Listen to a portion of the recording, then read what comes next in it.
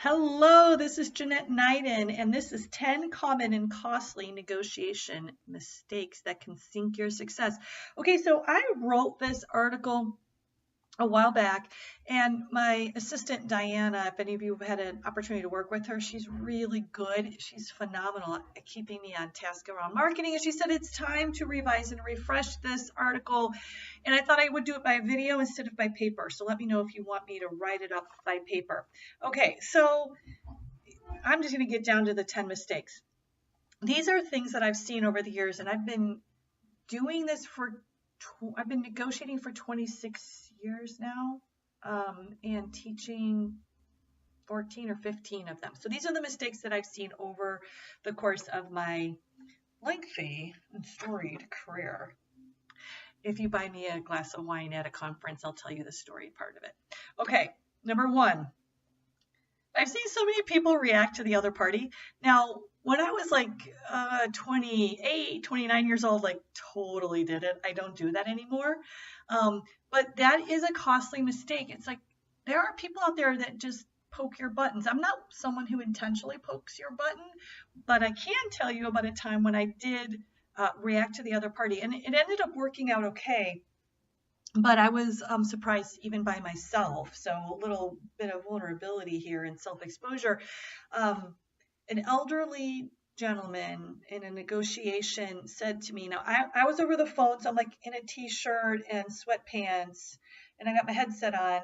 You can tell I'm not very good at this. And he says to me over the phone, because he's in the room with my client, and he says, maybe you just don't understand this. And whoa, my client said, the minute he said that, he was like, that is the wrong thing to say. And I did hear my voice get a little sharp. We really, as negotiators, have to not take the bait, right? There's no point in taking the bait. There's no point in letting my ego get involved, whether I do or do not understand it. The point is to get the deal done on the terms that my clients hired me to do. So fortunately, I was able to stop the sharpness in my voice. I did understand what I wanted, and I wanted it. And he was using "you don't understand" as a way to not give me what I was asking for in terms of supporting data, financial supporting data in a very large, complex deal. So,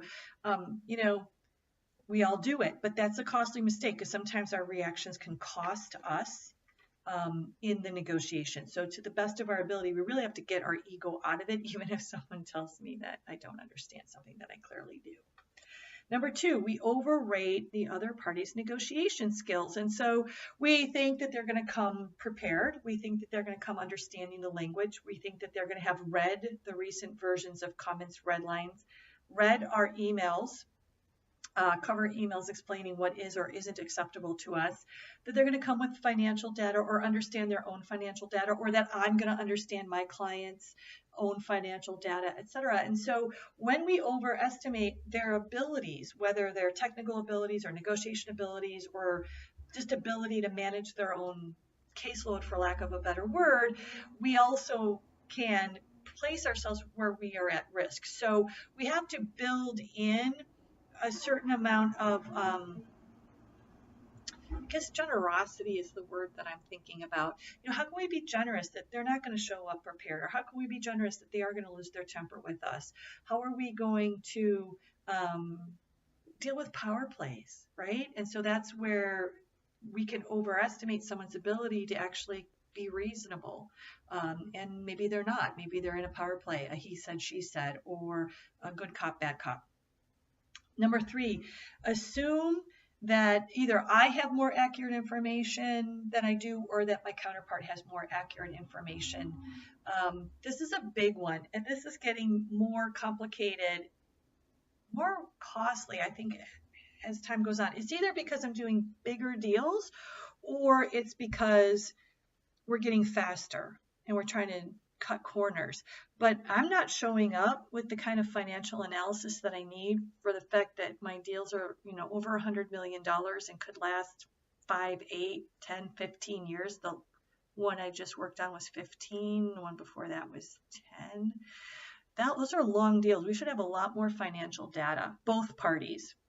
and we're not getting it. And so that lack of data and the lack of accuracy within the data that is presented is a costly mistake. That one's, I think, as I've done this longer, it's a little bit harder to address because the deals are so complex. 4, assume their opponent has no choice to work with anybody else. So that means, procurements, flippant attitude, we've got another supplier. Probably not in this day and age. I don't see a lot of commodity buys where I could just very easily go to another supplier. In fact, some of my manufacturing suppliers have gone to a place where their buyers are being phased out and they're replaced with contract professionals that are negotiating master purchase agreements with spreadsheets worth hundreds of millions of dollars over several years with a forecast. And so they are developing the spreadsheet of what the parts are, what the price is, what the price increase is, based on forecasts they're buying, and it's just an automated process. So what that means is that more often than not, we don't have a lot of choices anymore in who we're working with. Because if we're at a place where we are, in fact, working with a supplier at that level, we need to work it out. We can't just flippantly say, I can choose to work with someone else. The same goes for suppliers. I was at a cocktail party at Microsoft with the sales team. I was a really young guy. He's trying to convince me that they don't have a corner in the market in some enterprise thing, blah, blah, blah. Okay, so maybe technically there's something that I'm missing that I don't understand, but considering that I come from the negotiation world and I vehemently disagree. I think that there have been circumstances, and maybe it's changed, so please feel free to correct me where you're wrong, where I think where I'm wrong rather, suppliers have, kind of walked in like they're with a little bit of swagger and they've got a gun on their hip, like, I'm all that because I'm the market leader and you have to work with me and we're going to work under my terms. And I just don't see that anymore. Even with a master purchase agreement with a lot of money, meaning that the customer may have some limited options, there are ways around things. And I just don't think that even a supplier can have that much bravado in this economy anymore. And this is being taped in this summer of 2018. Number 5, make a lot of concessions. So for those of you who are familiar, concessions are gifts that you give without getting anything back, and a trade-off is something that you give in expectation of receiving something in return. So the problem with concession strategies is that if they're truly concessions, they're truly gifts, you shouldn't get anything back, and then that's damaging to the deal. But a long tail reciprocity trade-off strategy is something very different. I give something now at the beginning of the deal, and I'm going to call my chit in later at the end of the deal to get all this to work out. Like, that happens all the time, but that's not a concession. That's a trade-off with a long tail of reciprocity, meaning over 6 months of negotiations, I may choose in month 5 to call in a chit for a trade-off that I gave to you in month 1. 6, think this time is going to be like the last time. Okay, like, oh my God, seriously? I had this guy tell me about what it was like to negotiate this deal like 15 years ago when he was negotiating it, because we were doing a complete refresh of the scope of the work of the master services agreement for another long-term deal. Oh, I don't care, quite frankly, what anything happened in whatever that would have been, 2002 or something like that, when this thing was inked. Like, so much has changed. Nobody's around. If you can't tie the comment of what last time means to what we're doing today, you are an ineffectual negotiator. So if you want to say, well, what happened last time led to a modification, which led to this problem, and then we had to have a contract change order, I'm all ears. You want to just tell me to impress me about what happened last time and think that the way things were done in 2002 or whatever is the way it's going to be with me in 2018. Not going to happen.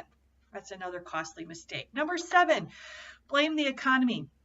Okay, folks, we are in a tough economy and it is not going to change. Like, even though the numbers are looking good, the quarterly numbers are looking good, in solid, I think it was like a 4.2 or 4.5% increase in output, domestic output, which is a good thing, right? There are industries that are dying. There are industries that are birthing. The economy is changing, and it's going to affect how we work, and even how we work is changing. So much of what we're doing, the buyers that I worked with 16 years ago, those positions are not even open anymore, and they're being replaced with contract professionals and automation. So do not blame the economy for a bad deal. The economy is challenging. Automation is challenging. Innovation is challenging. So that is just not going to float. Okay, number 8, hope that your counterpart or opponent is going to ignore performance problems during the renegotiations.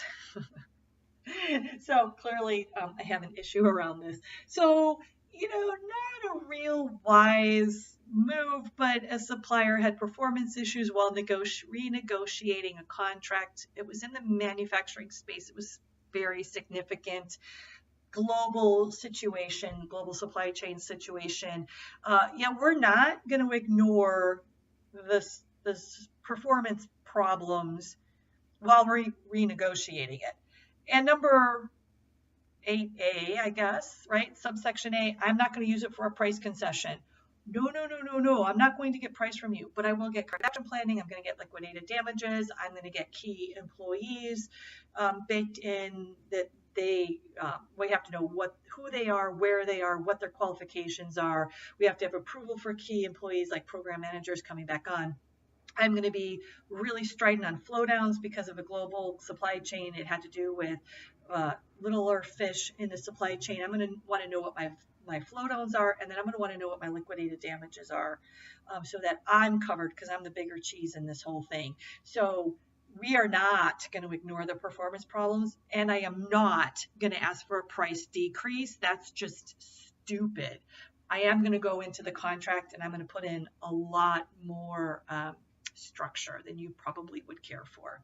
9, miss out on the win-win opportunity. This one kind of breaks my heart when people don't understand that through trade-offs, we can get to a win-win. We don't have to have an adversarial relationship. Now, this may be changing. I have high hopes for my millennials. They are much more comfortable in a collaborative environment, and I think they're much more comfortable with a win-win than the boomer generation or my generation, the Generation Xers. And so I have a lot of hope for that can continue to be. That doesn't mean that we acquiesce. It doesn't mean that we become passive. There are 3 negotiating styles.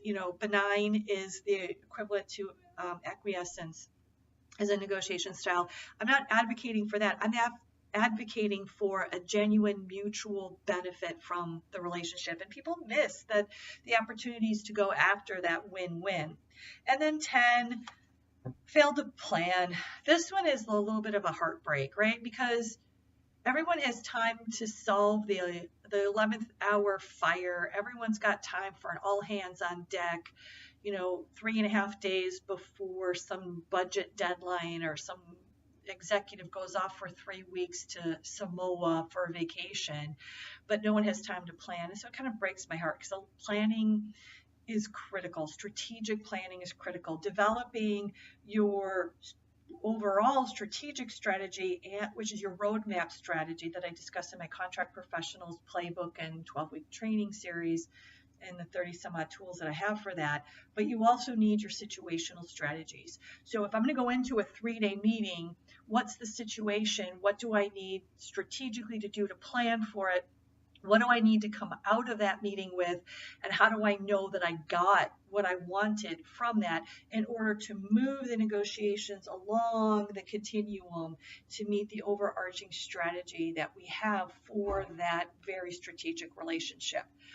Okay, folks, tell me what you think about this 10 common costly negotiation mistakes. Do you like it in a video where I talk to you, or would you prefer to read it? Please give me a shout out and let me know. Thanks.